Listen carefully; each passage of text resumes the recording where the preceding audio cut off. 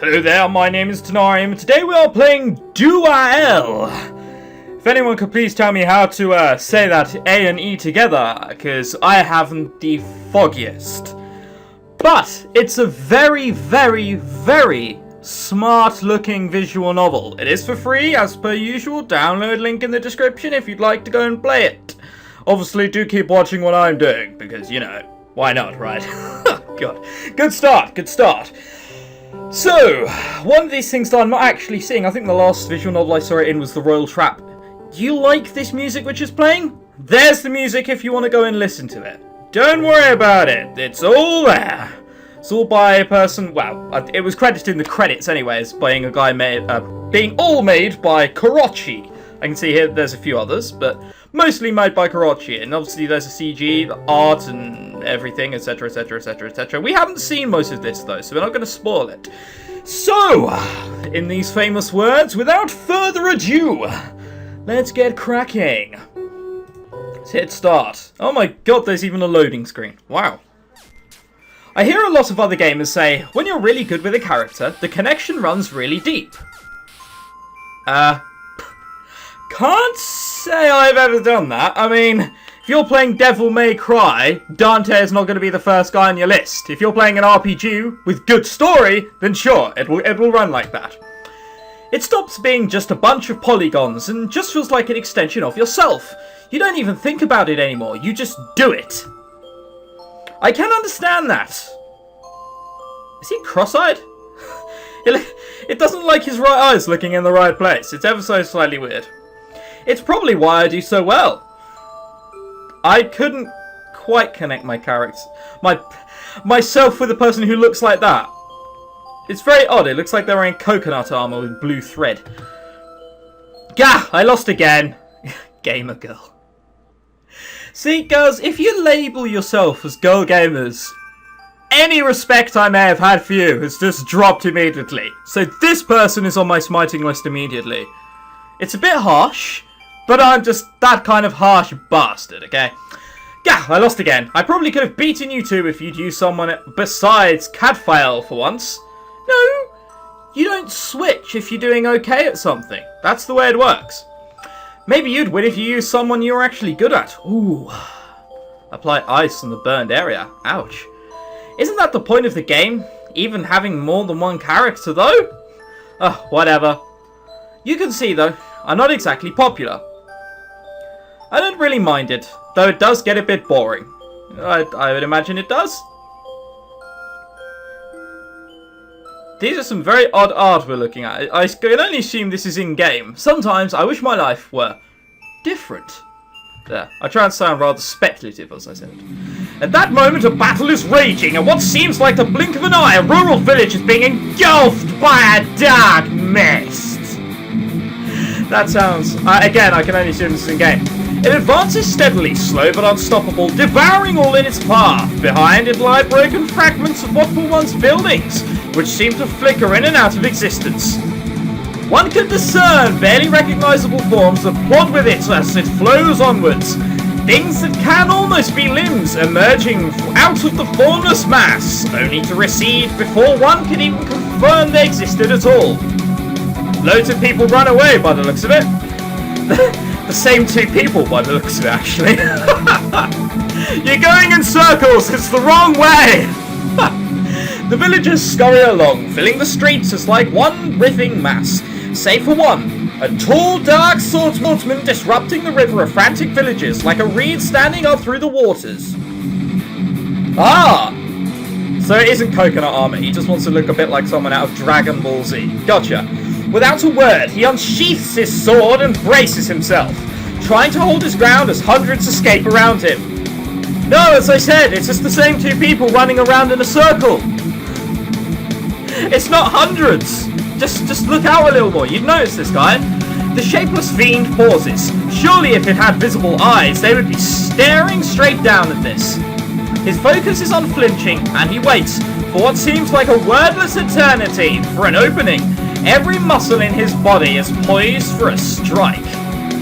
With a mighty shout, he lunges forward. The crowd darts aside in a panic to allow him through. Oh. Okay.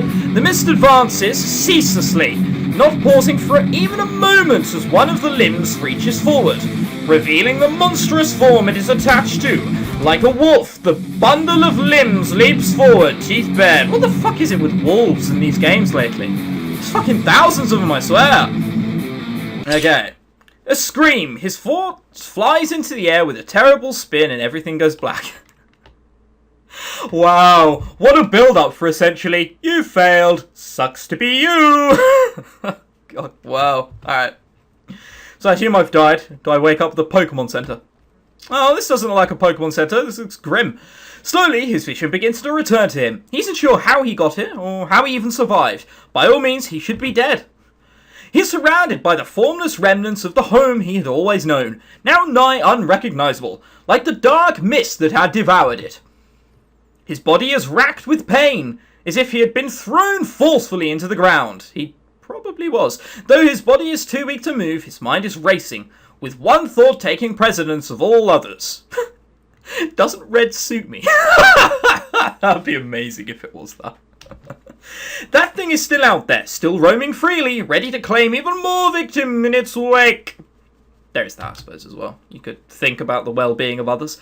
As far as he can see, everything he loves has been destroyed, because he could do nothing to stop it. Well, I mean, we didn't know much about it, but it seemed like the monster was huge. I wouldn't blame myself for that. Plus, if he'd cut his hair, he might actually be able to see out both of his eyes. So, you know, swings and roundabouts. Yes, you may be dying, but you have learnt a practical trick. It's the way it rolls. He can feel the rage in himself building. I cannot let the world end like that. Where has my collar appeared from? Don't seem to notice it there. Alright then. We'll run with that.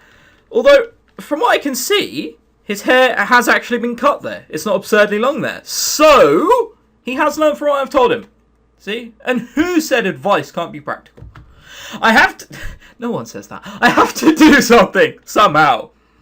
With this realization comes a flood of strength the swordsman did not know he had. Weakly, he comes to his feet and looks to the sky. That clear blue sky he has always known. That sky which is always being chipped away with every passing hour. It piques the man's determination. And yet, he knows he is still too weak. I just can't do this alone. But if no one here is willing, then I have no choice. Unless... At that moment, he suddenly becomes aware of the feeling of the cold metal around his neck. A smooth loop is forming perfectly around it, as if he had called for it somehow. Yeah, I was going to say it wasn't there a minute ago. Surely you'd notice something just clamping on your neck. Because that, to me, looks like solid gold. So, that's going to have to go via your head. Ugh. Yeah, that's probably why I blacked out to begin with. God. That's probably what's causing so much pain. He brings his hand up to touch it, and finds its uniform surface is interrupted by embedded gems which glow within. Specks float like smoke within their boundaries. Maybe the help I need. Am I dreaming this? Isn't in this world. So that's another dimension. And he's calling out to a gamer who's probably a bit like this sort of... Why would you think that? I can only assume I'm dreaming. No swordsman's ever quite fucked lying on the ground bleeding and gone, if only a gamer from another dimension was available to control me and destroy the monster. Because that'd be really weird. Plus, you can only assume that he'd been given heavy medication. Alright then. We'll roll with it. Fucking hell, that should be a drinking game. Every time I go, we'll roll with it, or I'll go with it, you should drink. You'll be hammered within 6 minutes. Alright, in Walter's room, the TV screen flickers to life. As if of its own accord, there is a faint voice echoing throughout the room. It warbles unsteadily amongst the static. Walter, that is your name, is it not? Please answer. There is no reply. The boy shifts in his bed, unaware of the increasingly desperate shouts from the television. As far as he knows, it is still an ordinary night like any other. There is no reason to suspect anything is amiss. Yeah, okay. Apart from the shouts, that's... Apart from that, it's a normal life. Please wake up, this is of dire importance. The boy finally rises sluggishly from the bed, still half asleep and unfocused. Alright. He goes to sleep with his headphones on? That's a bit weird, but okay. We'll roll with it, yeah? He reaches for his phone instinctively. Fumbling with the buttons, he finds there is nothing new. No missed calls, no texts, nothing. The hell? In the background, the small, staticky voice continues to shout. No! Over here! Please! Look! Over here! Yeah, over there. Easy enough. He finally looks over at the TV, realising that it somehow had fired up on its own during the night. Baffled, he slowly approaches. He still isn't coherent enough to even begin to wonder what had happened or why. All he knows is that he has been awoken by an unfamiliar voice. Weird, I turned this off before I went to bed. Oh well, I guess something must have happened with the power. Have you not noticed that he's looking rather oddly at you? Also, more to the point, how the fuck is a swordsman going into the other dimension? Just randomly like that. It'd be amazing if we could do that, just about dying. I wonder if a guy could take over my body, and they just did. It'd certainly result in a lot less deaths. Alright. No, that's not... Don't turn off the transmission! The swordsman is cut off mid-sentence as Walter turns off the TV in a groggy daze. Without realising what has just begun, he returns to bed. Is the TV going to turn itself off? Off? On again? Clearly not. It's now the morning. Was that actually dark before? Or was it just a filter over this light room? See, I'm too lazy to go back and check. It was probably dark. I'll give him credit for that. Morning arises and Walter slowly wakes from his bed, as if nothing has happened, though he can't shake the bizarre and vivid image still haunting his mind. What a weird dream. Still with his headset on. Okay. He wanders sluggishly into the kitchen, still trying to grasp what he has seen. He pays no attention to the meal he is preparing. His mind was having wandered elsewhere long before he began. So real, too. Usually my dreams are never that vivid. Oh, so now he thinks he's dreaming. Well, having eaten breakfast, he makes his way outside. And a guy with a nub points? What's that? Look at that, a guy with a nub points. Way! Perhaps this is the future, and he's got a device on his hand, and as long as he points in the direction, he just moves on it as if we were on like some sort of escalator. It'd be brilliant! Somehow I feel that's not the case though. The empty, bare air is bitterly cold. Winter paints the streets with a dreary wash of grey. Everything about the morning feels icy, sterile and isolating.